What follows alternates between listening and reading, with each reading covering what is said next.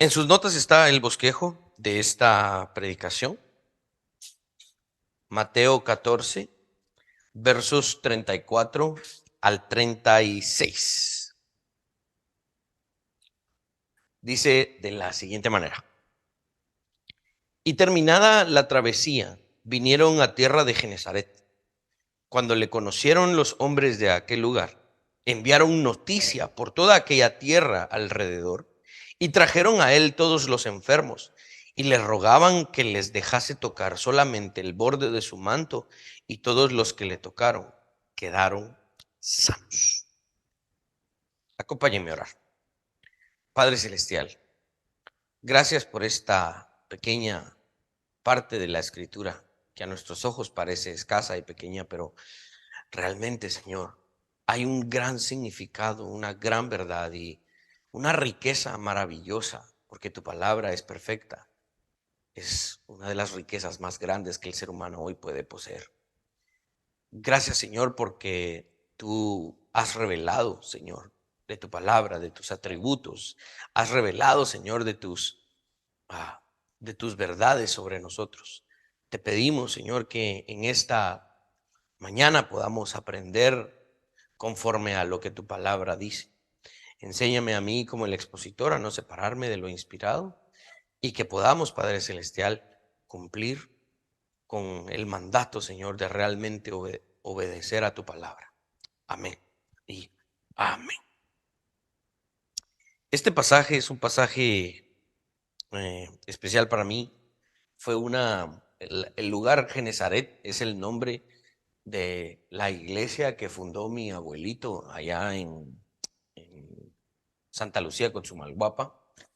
Eh, Mi mamá cuenta, ¿no? Adelante, buenos días.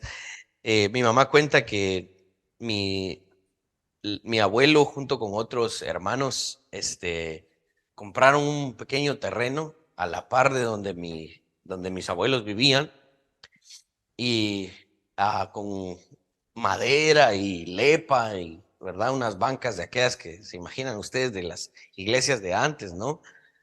Construyen la iglesia. En aquel tiempo todavía se sentaban los hombres de un lado, las mujeres del otro, ¿verdad? Probémoslo hoy. Y era pues una iglesia centroamericana, fundada de la misión centroamericana. Mi abuelo era uno de los fundadores, como les contaba.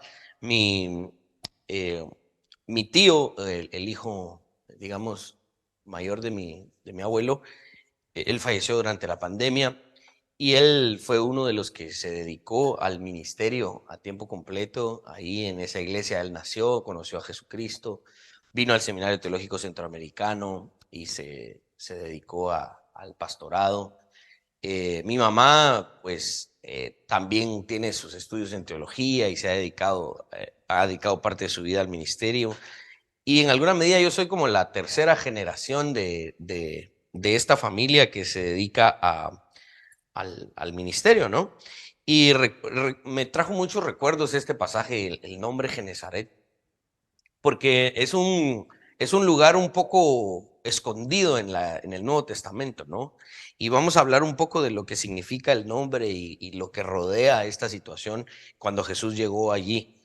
Es una iglesia la que yo les cuento, pues que todavía está allí, ya tiene varios años de estar ahí.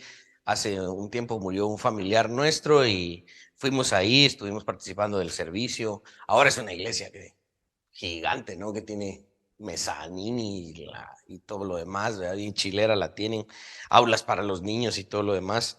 Y pues gracias a Dios esa iglesia todavía permanece.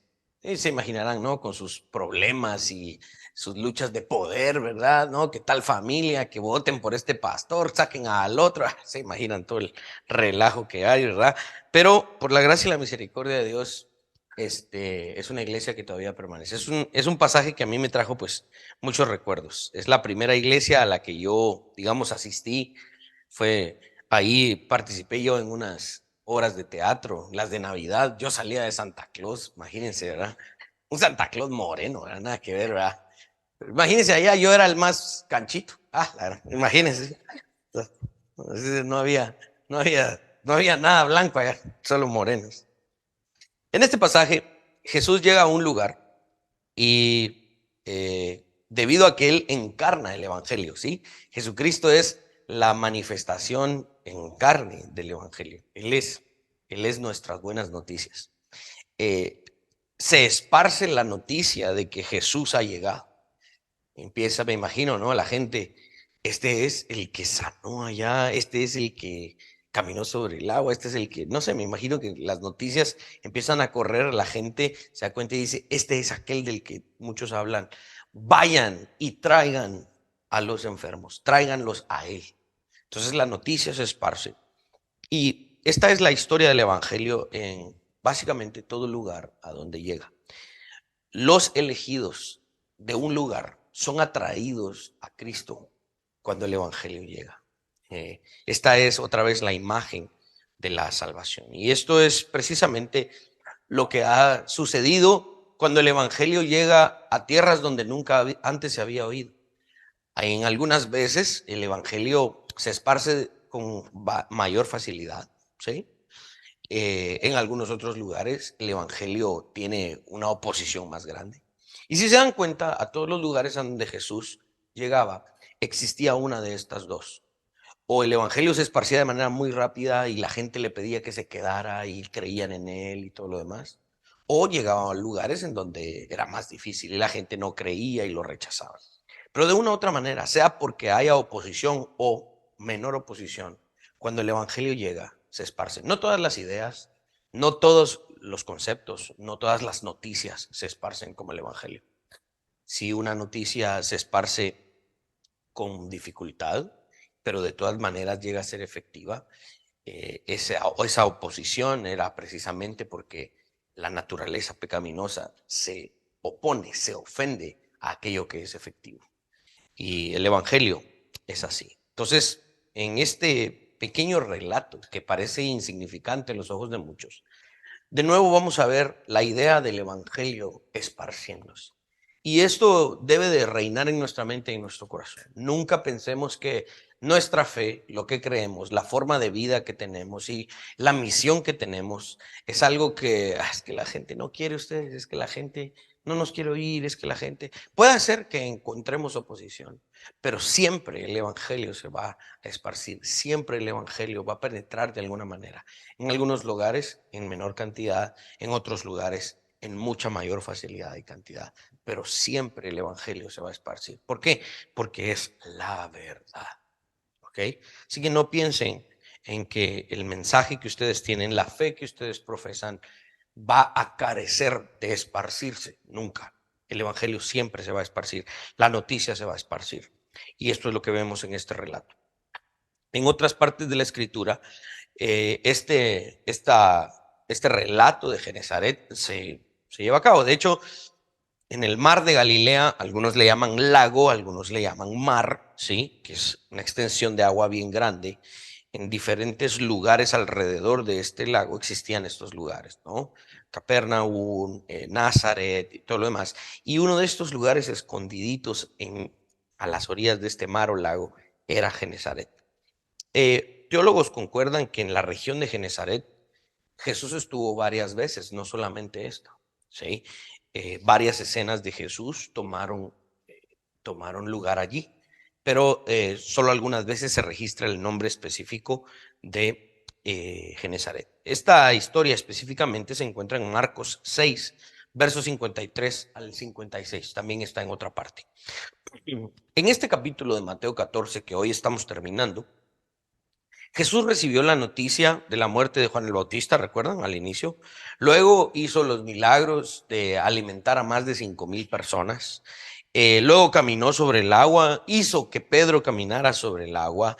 Y ahora, con la admiración completa y la certeza de que Jesús es el Dios encarnado, de que Él es el Mesías, continúa haciendo milagros, pero en otro lugar llamado Genezaret. Digamos que esa es la línea del tiempo en este capítulo 14 de Mateo. Los hombres antiguos describieron a Genezaret como una tierra muy fértil, ¿sí? Con bastantes kilómetros de largo y ancho. Asimismo, se dice que estaba plagada de palmeras. Genesaret. Era verde, era muy verde ese lugar, su naturaleza, y tenía nogales, sin dejar a un lado los olivos. Habían también sembradíos de vid, de uva, ¿sí? Alrededor, y adornaban la gran llanura que Genesaret era. Genesaret sobresalió en el primer siglo como uno de los lugares más bellos de esa región, y los hombres, las familias buscaban ir ahí a descansar porque era un lugar muy agradable. Sus árboles crecían sin interrupción, cuentan algunos, y el trabajo destinado de los labradores, de los que labraban la tierra, era muy sencillo porque era una tierra muy fértil. Las plantas no morían y había una capacidad para sembrar muchas cosas, ¿sí? No era como aquí que uno empieza aquí después de palín y empieza a ver caña y caña y caña y caña y no se acaba la caña, ¿verdad? No, era un lugar donde se sembraban muchas cosas porque la tierra era muy fértil. Hay que tener en cuenta que Genesaret era un lugar muy habitable, como bien les digo, de todo tipo de plantas naturales y frutales, y el cielo generalmente estaba azul, resultaba muy agradable. Era una zona muy importante en los tiempos antiguos y se dice que era uno de los lugares más dulces en los que el hombre podía ir a visitar en el planeta. Es por eso que se le asociaba a Genesaret con la tierra prometida que el Padre Celestial nos ofrece. Sobre todo sus frutos que se podían comer y la belleza y la paz que ese lugar inspiraba. El nombre de este lugar, por eso el anuncio que les envié, que publiqué en Facebook y en nuestras redes sociales, el lugar significa jardín del príncipe, ¿sí? Ya que Jesús llega allí como lo que Él es. Y es muy apropiado que Jesús llegue a un lugar como ese, porque es Jesús precisamente quien tiene esta naturaleza de la realeza divina y llega a un lugar que es apropiado para Él.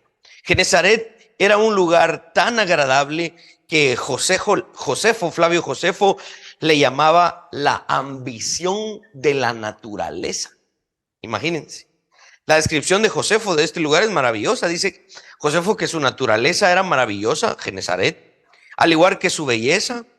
Josefo registra que era un lugar fértil, toda clase de árboles, la temperatura del aire, dice Josefo, era tan bien mezclada que casa muy bien con las diversas clases, particularmente de las nueces que requieren el aire más frío, que florecen allí en gran abundancia. También hay palmeras que crecen con el aire caliente. También crecen higueras y olivos cerca de ellos, que sin embargo requieren de un aire más templado. Era un lugar casi perfecto, dice Josefo. Uno puede llamar a este lugar la ambición de la naturaleza, donde obliga a aquellas plantas que son naturalmente enemigas entre sí a ponerse de acuerdo. Imagínense, es una feliz contienda de las estaciones, como si cada una de ellas reclamara esta tierra, porque no solo nutre diferentes tipos de frutos otoñales más allá de las expectativas de los hombres, sino que los conserva durante mucho tiempo, suministra a los hombres los frutos principales, como ya los mencionamos, porque además de la buena temperatura, también se riega una fuente muy fértil. La gente le llamaba a esta tierra Genesaret.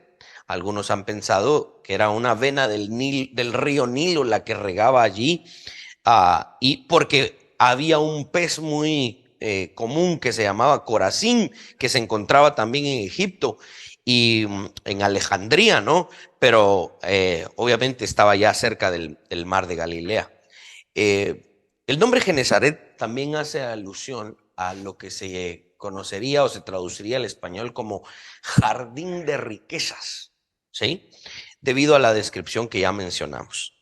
Y esta imagen de Genesaret, un lugar tan bello como ese, evoca, nos devuelve a la imagen que leemos en Génesis 1, un jardín perfecto, ¿no? En donde no hay donde no hay complicaciones, sino que lo que hay es paz y tranquilidad. ¿Y qué dice Génesis? Que Dios mismo se paseaba por el jardín al fresco del día. Esta imagen de Mateo me imagino a Mateo en la barca, ver a Jesús entrando a Genezaret, a ese lugar tan perfecto, ¿no? Y ver a Jesús caminando en medio de esa belleza natural. Y de nuevo, como que resurge esa imagen de Génesis 1, el Dios encarnado ahora caminando en un lugar perfecto. Aquel hermoso paraíso que luego de haber creado, pues Dios mismo pasaba en medio de él. Asimismo Jesús lo hacía. Como diría aquel dicho tan burdo, ¿no? De tal palo, tal astilla. Jesús imitando a su padre, paseando por aquel lugar, sin extender sus manos ni nada, tan solo con su propia presencia, la gente se empieza a acercar y dice: déjennos tocar el borde del manto de ese hombre para ser sanos. De la misma manera, el Padre se paseaba y sostenía con su poder, con su divinidad, toda la belleza que había en ese jardín al inicio. No había posibilidad de que Jesús pasara desapercibido. Para este momento, la fama de Jesús ya era muy grande y era mucha. Y de inmediatamente, como lo vimos al inicio, la gente lo reconoció. La gente le rogaba: déjennos tocar el borde del manto de Jesús. Esta es una referencia a unas borlas que imaginan las túnicas, ¿no? Y en el extremo de las túnicas habían unas borlas. Estas borlas son como pedazos de lana un poco más pesados, ¿no? Que no solamente adornaban las vestiduras, sino que creaban una especie de peso en las vestiduras para que éstas no se levantaran con el viento, ¿no? Pero esas borlas eran características de aquellos judíos que se ocupaban de observar bien la ley de Dios y cumplirla, ¿sí? Porque el que Jesús vistiera de esa manera demostraba su preocupación por obedecer la ley de Dios. Y ahí en sus pasajes en sus bosquejos puse la referencia del Antiguo Testamento que estamos viendo acá. Números 15, versos 37 al 41. Y Jehová habló a Moisés diciendo: habla a los hijos de Israel y diles que se hagan franjas en los bordes de los vestidos.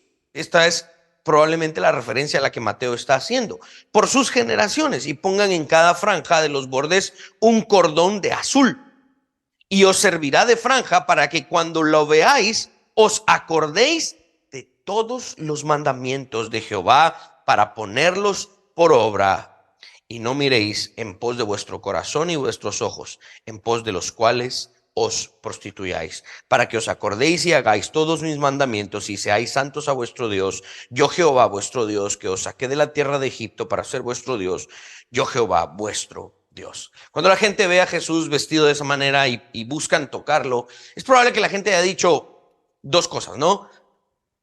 Ya escuchamos la historia de aquella mujer que se arrastró para tocar el manto de Jesús.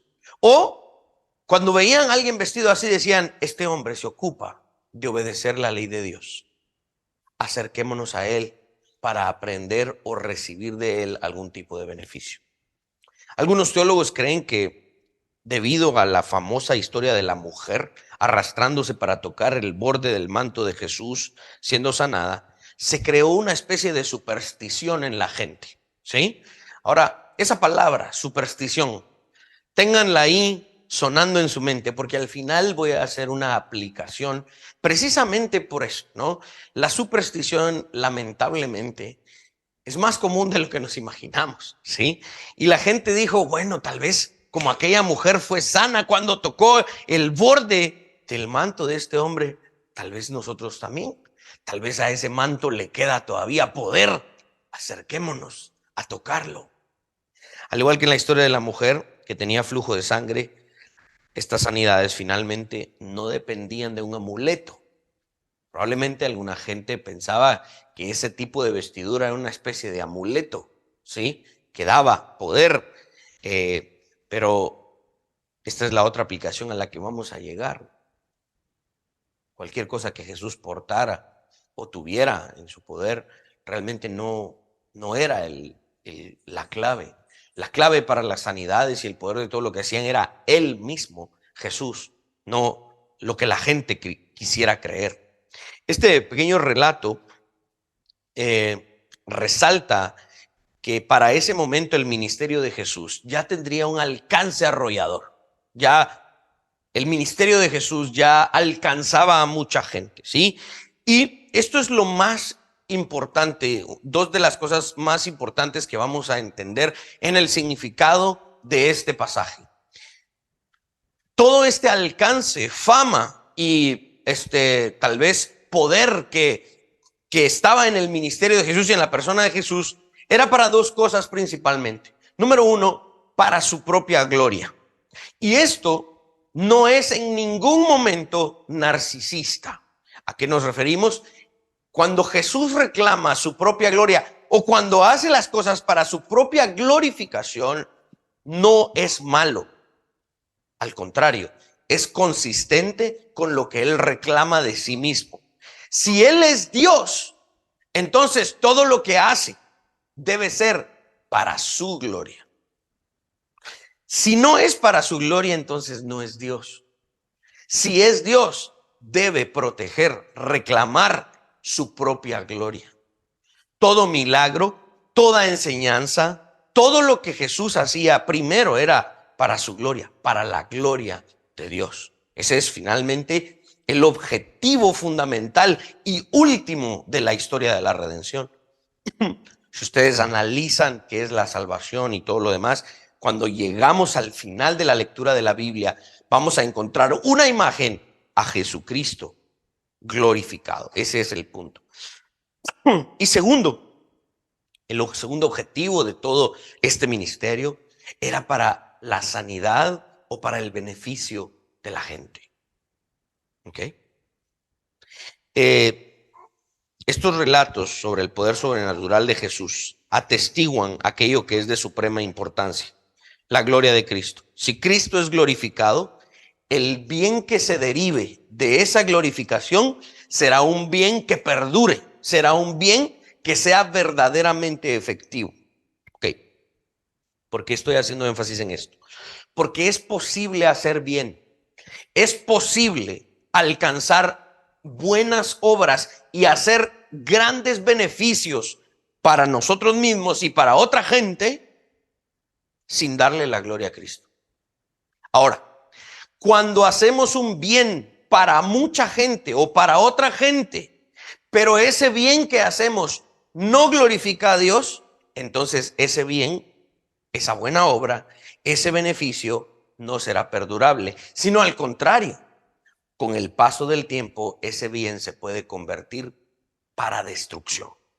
¿Por qué? Porque no cumplió con el primer requisito, que debe ser para la gloria de Dios.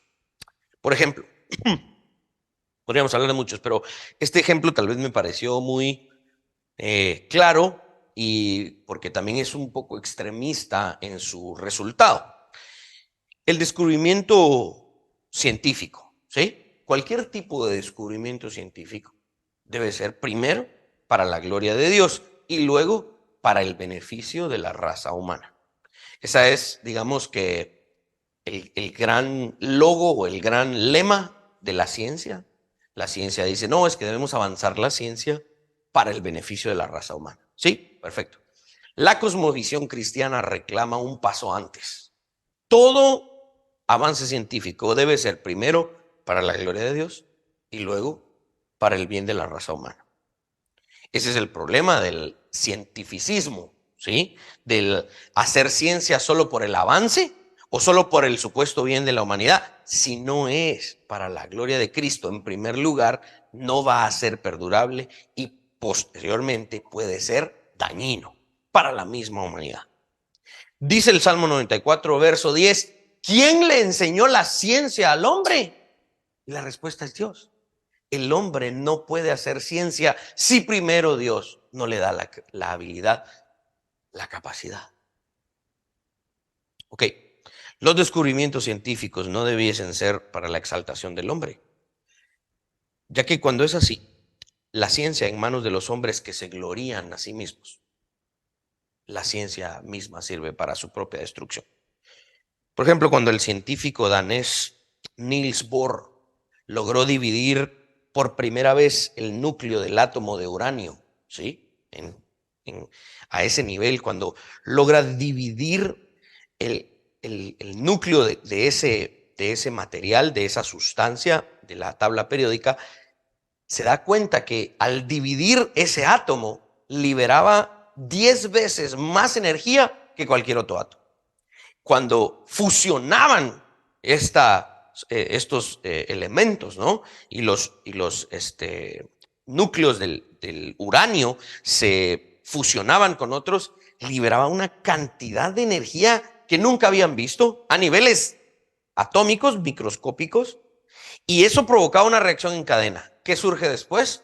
Todo el avance de la energía nuclear y luego se forman las famosas bombas atómicas y el avance de la energía nuclear, que primero empezó para el avance de la ciencia y el beneficio de la energía para la humanidad. Luego, como el hombre se glorió a sí mismo, ¿en qué se convirtió? En un arma de destrucción masiva. ¿Sí? Al punto que después de eso cuando ¿cómo se llama? Se venció la Unión de Repúblicas Socialistas Soviéticas y empezó todo el programa de destrucción de las armas nucleares, que nunca llegó a completo, ¿no? Porque solamente desnuclearizaron algunos países y todo lo demás.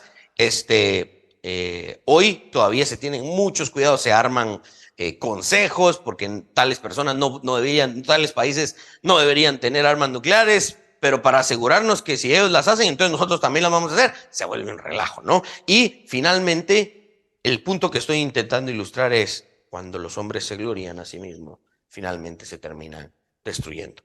Quisieron hacer un gran bien, pero ese gran bien, si no es primero para la gloria de Cristo, finalmente termina siendo para la destrucción del mismo hombre.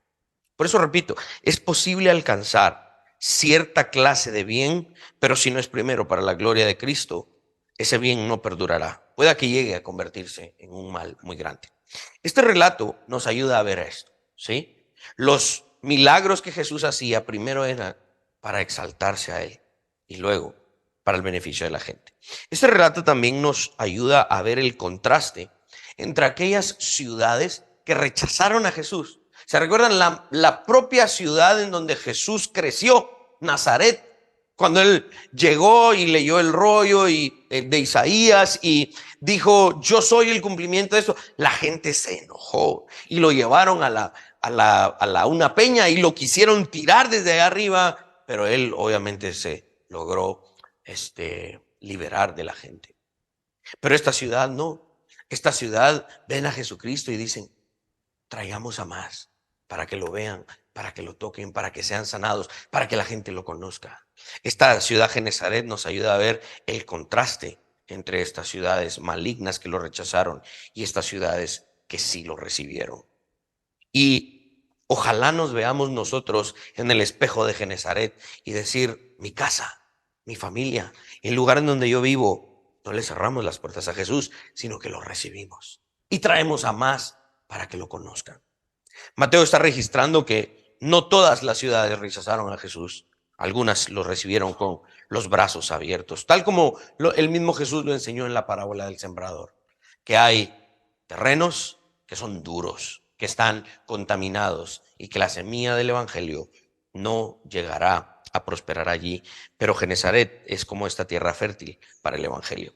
Este relato de alguna manera también prefigura, ¿sí? Anuncia la remoción, la curación de enfermedades espirituales, de acuerdo al poder de Dios. Juan Calvino concuerda con esto, dice, porque debemos tener en cuenta lo que Mateo había citado anteriormente del profeta Isaías 53, verso 4, que en la curación de los cuerpos está la sombra de algo mayor, que restaura nuestras almas a la salud y que es su oficio peculiar para eliminar las enfermedades espirituales. Fin de la cita de Juan Calvino en su comentario sobre Mateo. Esta pues es una referencia de nuevo al milagro de la salvación y es una referencia también al milagro que Dios hace en todas aquellas enfermedades espirituales de las cuales el ser humano también padece. Este relato también nos muestra una vez más a Jesús teniendo compasión de aquellos que sufren, ¿sí? Aunque a nuestros ojos esto parezca algo que no es muy significativo, en su contexto, tal como lo estamos viendo ahorita, el que un maestro, alguien con tanto poder, alguien con tanto renombre, llegase y se tomase el tiempo de ir a sanar a la pobre gente, esto era todo un gran evento. ¿Por qué? Porque los grandes gobernantes y líderes de aquel momento no se caracterizaban por su hospitalidad, no se caracterizaban por su compasión. ¿Ustedes creen que Pilato, Herodes, la secta de los fariseos y de los escribas se caracterizaban por extender gran misericordia a las gentes? Esta es una de las cosas por las cuales Jesús los acusa y les dice: ustedes faltos de misericordia. ¿Ustedes creen que Pilato tomaba cierta parte de su semana para ir a visitar cierto lugar escondido ahí al lado, a un lado del lago, para ver, a ver en qué le ayuda a esta pequeña comunidad? No. Los grandes líderes del momento se caracterizaban por su fuerza y su crueldad. O se someten y me traen los impuestos y hacen lo que yo digo, o los mando a matar. Punto. Ellos no se caracterizaban por la compasión. La compasión era una muestra de debilidad en el liderazgo del primer siglo. Pero este Jesús es diferente. Va a ese lugar y tiene compasión. Recuerdo, hubo un tiempo de mi vida que estuve ayudando a un doctor. El doctor se llama Pedro Palacios, Tito Palacios. Y él tenía constantemente grupos de norteamericanos, generalmente norteamericanos y canadienses también, que venían misiones médicas, ¿no? Doctores que venían a hacer obras con él. Y pues a mí me dijeron: vos medio le atinás al inglés, venite, ¿no? Subite ahí y carga cajas, ¿va? Y a cargar cajas y los pick-ups y ayudar y esto y lo otro. Y realmente empecé cuidando a los niños. Llegaba a las comunidades con los doctores a que les hicieran sus chequeos, les ayudaban también con temas dentales. Entonces, a los papás los metían a las clínicas médicas a darles sus tratamientos y sus medicinas, y a mí me dejaban con todos los chirices, ¿verdad? Yo llevaba mi guitarra y unos eh, ¿cómo se llaman? Ositos de peluche, y en la calle va cantando con los niños, y mientras los papás recibían su tratamiento y les compartían el evangelio, ¿no? Un día faltó un doctor y el doctor Tito me dice: vos necesito un traductor, ¿verdad? Y ahí, deja a los niños ahí, no los vas a poder atender, anda a traducir. Y yo ahí viendo cómo empecé a traducir, ahí aprendí bastante inglés, ¿no? Realmente. Y recuerdo que nos hospedábamos en un hotel ahí en San Pedro La Laguna, en Solola, y una pareja de alemanes. Ellos andaban haciendo un viaje desde Alaska hasta Chile en unas motos de BM, ¿no? Y que iban incorporadas hasta sus propias cocinas ahí en unas grandes motos. Y coincidimos con ellos. Y nos empezaron a preguntar: ¿y ustedes qué hacen? Pues hacemos esta labor y todo lo demás. Y entonces era una pareja, me imagino eran esposos o novios, no sé. Y nos dijeron: ¿los podemos acompañar? Claro, ¿verdad? Un gusto, ¿verdad? Entonces, ellos no eran cristianos y se suben con nosotros a la lancha, nosotros cargando las cajas de medicina y todo lo demás. Nos vamos a un lugar y les preguntamos si ellos eran cristianos, y me dijeron: no somos cristianos, pero nos parece interesante lo que están haciendo, ¿verdad? Entonces yo me puse a hablar con el alemán, porque también hablaban en inglés. Me puse a hablar que qué tipo de música, y empezamos a hablar de algunas bandas. El cuate iba como que: solo porque mi novia quiere ir, vengo, ¿eh? Porque yo realmente ya estaría en mi moto y me iría. Pero la chica estaba muy interesada. Y mientras estábamos con los niños y haciendo la labor ahí, jugando pelota, me puse a jugar pelota con los niños. La chica empieza a patear la pelota y empieza a llorar, pero así a llorar, ¿no? Y los niños se le acercaban como que: no llores. Y la chica llorando y jugando. Entonces yo le pregunto: ¿que estás bien? Sí, me dice, y empieza a hablar y dice: yo nunca había visto esto, nunca. Y me empieza a contar, ¿no? Vengo de un país en Alemania donde no existe esta necesidad, donde jamás voy a ver este tipo de pobreza, este tipo, ¿verdad? Y entonces veo de nuevo lo que estamos leyendo aquí en Mateo, ¿no? Existe gente en el mundo que jamás se imagina que hay otras personas que necesitan tan solo un poco de compasión, ¿sí? Y vemos a este Jesús tomando no solo una parte de su tiempo en la semana, sino dedicando su vida a extender compasión a la gente en un lugar como este. Esto es muy significativo en el primer siglo. Hoy en día, yo, nosotros pues que tenemos una organización sin fines de lucro, ¿no? Que se dedica en alguna medida a algunos proyectos sociales y he estado invertido en eso en algún punto. Me doy cuenta que organizaciones no gubernamentales o organizaciones de ayuda social hay hasta donde ya no más hoy en nuestros días. Mi esposa trabaja en una de esas organizaciones y me dice, hoy estamos trabajando un proyecto con no sé cuántas organizaciones que se dedican a hacer ayuda social. Para nosotros hoy esto es como muy común, pero por eso es tan importante predicar como lo estamos haciendo acá, en el sentido original. Que alguien hiciera esta labor en el primer siglo era prácticamente imposible, porque el extender compasión y misericordia en el primer siglo no era algo apropiado para el liderazgo. Pero el que Jesús llegue a impartir compasión es algo muy significativo. ¿Y saben por qué es significativo? Porque esa gente que necesitaba, que no tenía quien por ellos, esa es el cuadro que pinta lo que nosotros realmente somos delante del Señor. Si Él no llega a este lugar en donde estamos, nadie nos alcanza. Yo les he contado varias veces dónde viví, ¿no? Allá después de Peronia, un lugar escondido y metido, ¿no? Y al fin logramos salir de ahí a vivir ya más cerca aquí en la ciudad.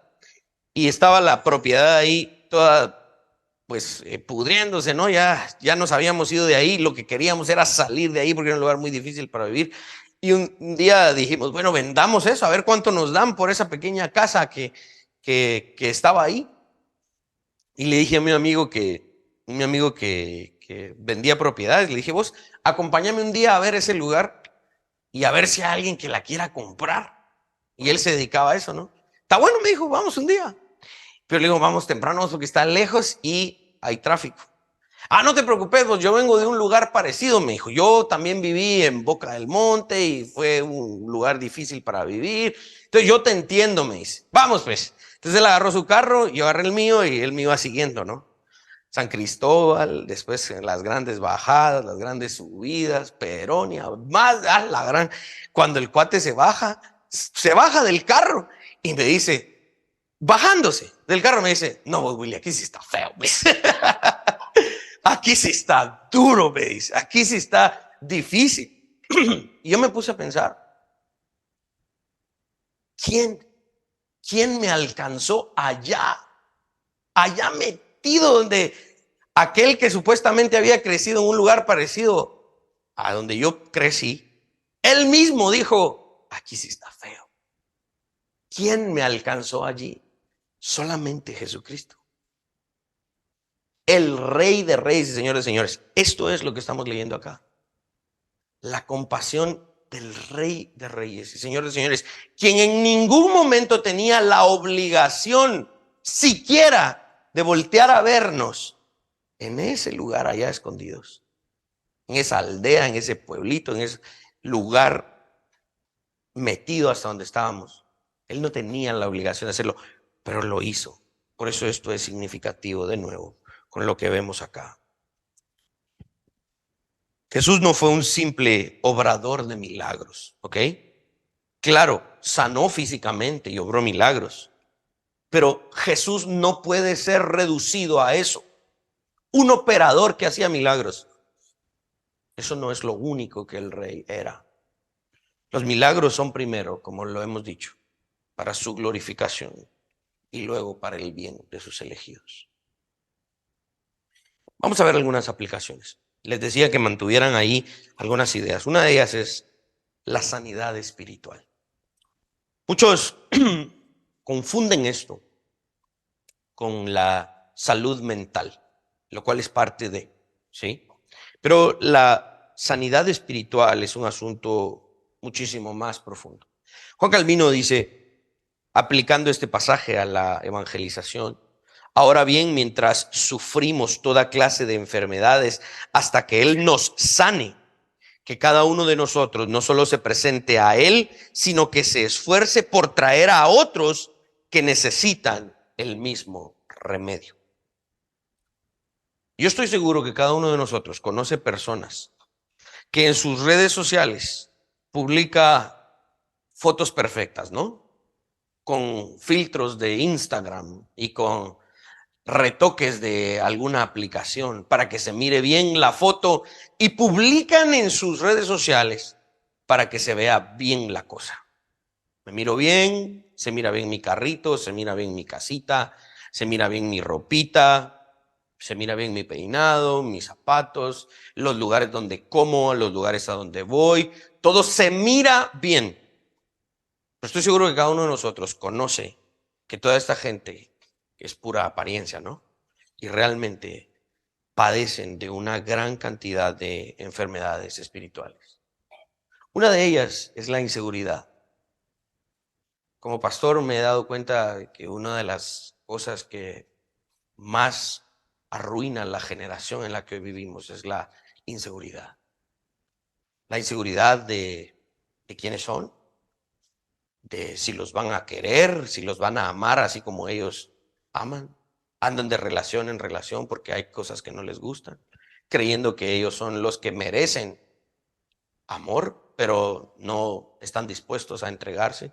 Piden que otros se entreguen a ellos totalmente, pero ellos no se entregan como tal.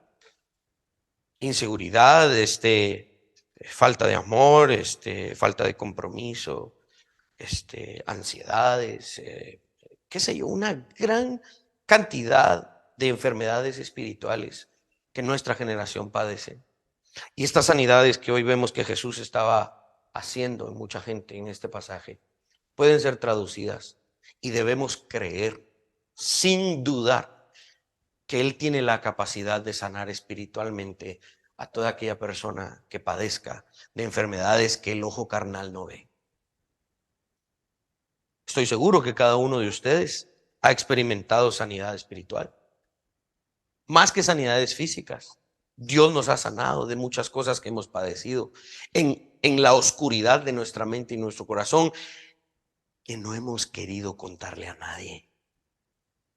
Y que de todas maneras Jesús trajo sanidad y nos ayudó.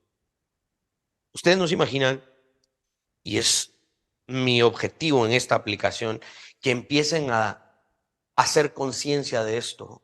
Que la persona que está trabajando a la par mía todos los días sufre de una gran cantidad de enfermedades espirituales que yo ni me imagino. Yo porque he sido medio chute, ¿no? Y entonces le pregunto a la gente, mira vos, y de qué vivís, y qué haces, y esto y lo otro, ¿verdad? Y que pues en esta labor pastoral he ido perdiendo el miedo a meterme en la vida de la gente. A veces no ha sido muy buena idea, pero en otras ocasiones sí, he logrado por medio de las relaciones y sin duda el poder del Espíritu Santo que obra en los creyentes, en nosotros, poder discernir de qué es lo que la gente padece. Y hoy Jesús tiene la habilidad y el poder absoluto para sacar a la gente de su miseria espiritual. Las redes sociales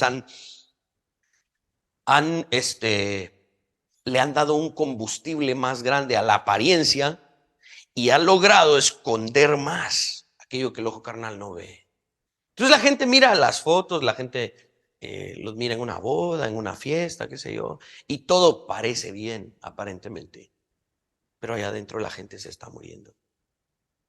Por eso es que no me da pena.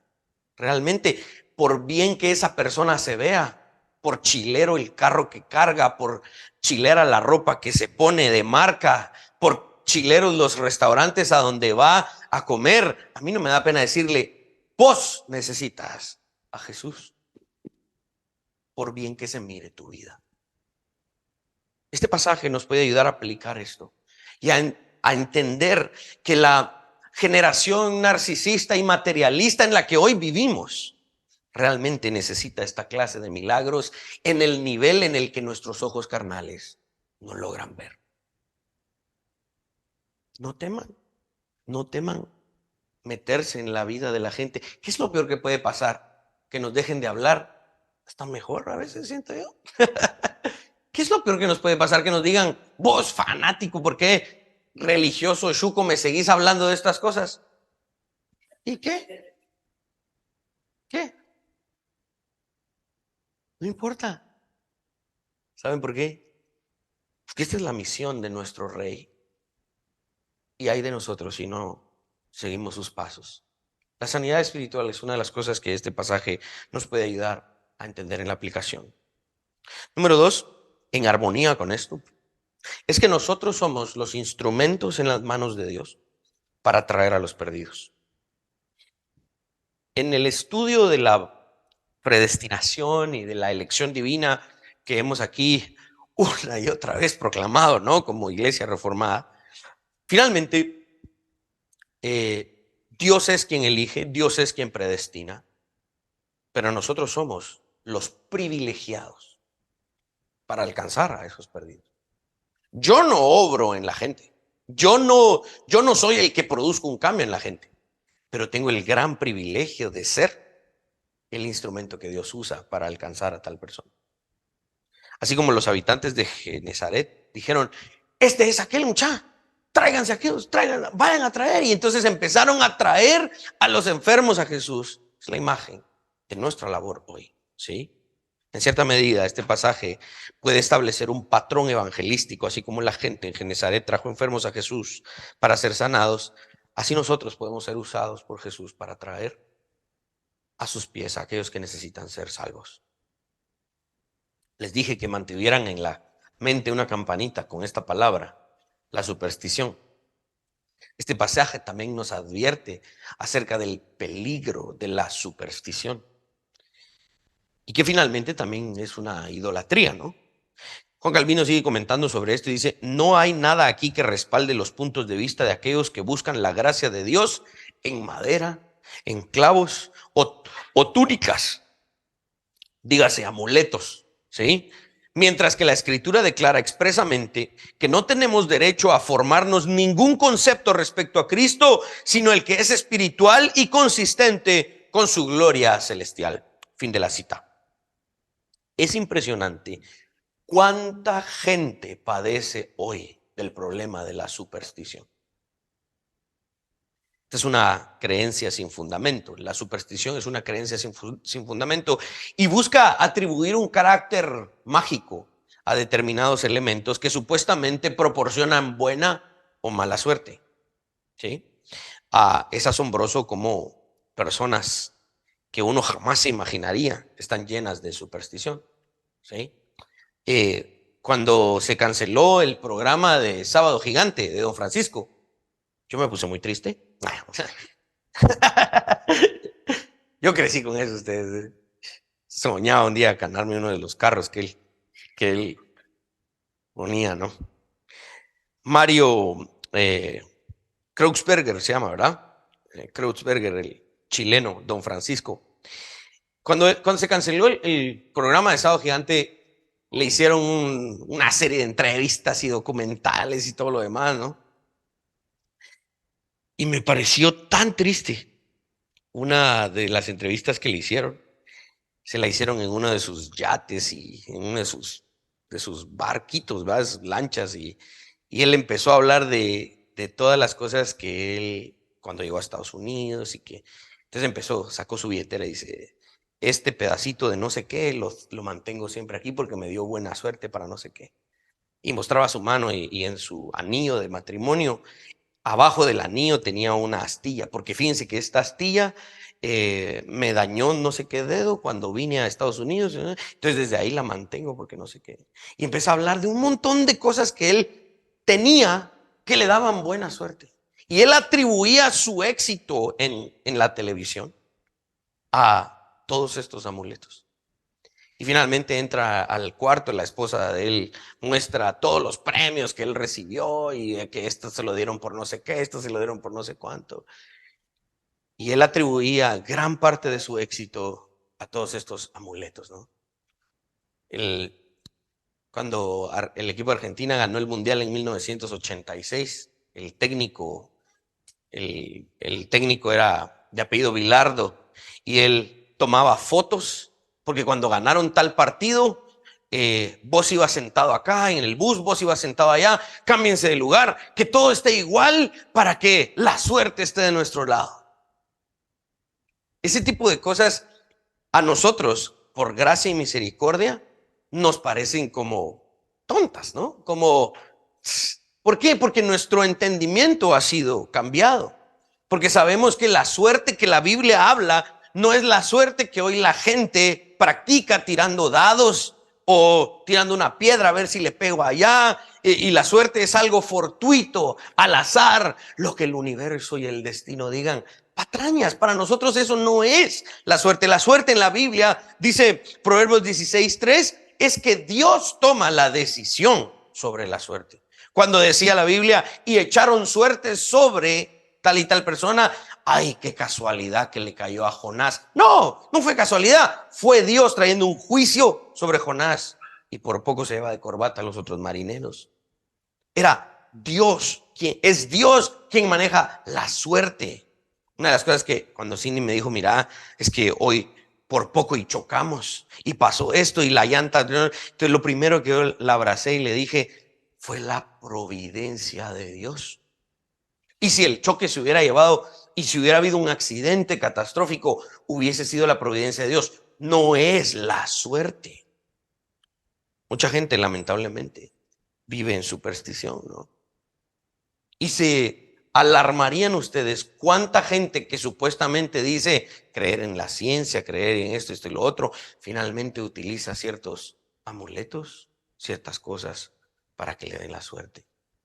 Cuando leemos esto, la gente puede hacer que se acercaba a tocar el manto de Jesús creyendo que ese amuleto era el que tenía el poder. No, es Jesús mismo quien tiene poder. El cristianismo no requiere de amuletos para ser verdad. El cristianismo depende de una persona, del Hijo de Dios. Y esto nos lleva a la última aplicación. Reconocer a Jesús por lo que Él es, más que por lo que Él hace. Mucha gente cree en Jesús, en el Hijo de Dios, porque Él hizo, porque me dio, porque me guardó, porque ese es su cristianismo. Me hizo, me dio. No, el cristianismo es por lo que Él es, porque Él es digno, porque Él es Rey, porque Él es Señor, porque Él es el Hijo de Dios, por lo que Él es. Así no me diera nada. Mi fe está basada en lo que Él es antes de lo que Él hace por mí. Filipenses 3:10 dice, a fin de conocerle y el poder de su resurrección y la participación de sus padecimientos, llegando a ser semejante a Él en su muerte. Hemos de conocerle a Él por lo que Él es, antes de lo que Él nos da. Y así nos diera nada, como dijo Job, aunque Él me matare, en Él confiaré. Hemos de reconocer y dar a Cristo gloria por su obra primaria, por su obra redentora, más que por los milagros y las bondades que nos diera. El poder de su resurrección es el poder sobre el pecado y la muerte. Y aunque Cristo sí tiene el poder de sacarme de mis problemas más grandes, sacarme de mis problemas en mi mente y en mi corazón, yo debiese estar enfocado en reconocerle como Dios antes de reconocerle como mi benefactor. Primero es su gloria, luego es mi necesidad. Primero me enfoco en exaltarle y luego me enfoco en mi necesidad. Es otra vez la imagen de el hombre que llega a su casa y se sienta Y dice Jesús, el amo no le dice al siervo, come tú, límpiate tú, arréglate tú y después sírveme. Jesús dice, no. El amo llega y dice, sírveme, dame a mí, trata mis necesidades primero y después tú como siervo, ocúpate de ti. Pero primero soy yo el amo. Jesús estaba diciendo, esta es la clave del cristianismo. Primero soy yo y mi gloria. Y después ustedes y su necesidad. Si logramos vivir así, ese es el verdadero cristianismo. Reconocerle primero por lo que Él es, antes de lo que nosotros necesitamos. Primero es su gloria y luego nuestra necesidad. Si es al contrario, entonces esto no es cristianismo. Por eso es que no valen aquellas cosas de, Señor, si tú me das y me haces, entonces yo. No, ese no es cristianismo. Es, tú eres Dios, Señor y Rey, aunque no me des y no me soluciones. Ese es el verdadero cristiano. Ese es un cristiano maduro. Y ojalá nuestra mente y nuestro corazón crezcan a eso. Amén. Pongámonos de pie.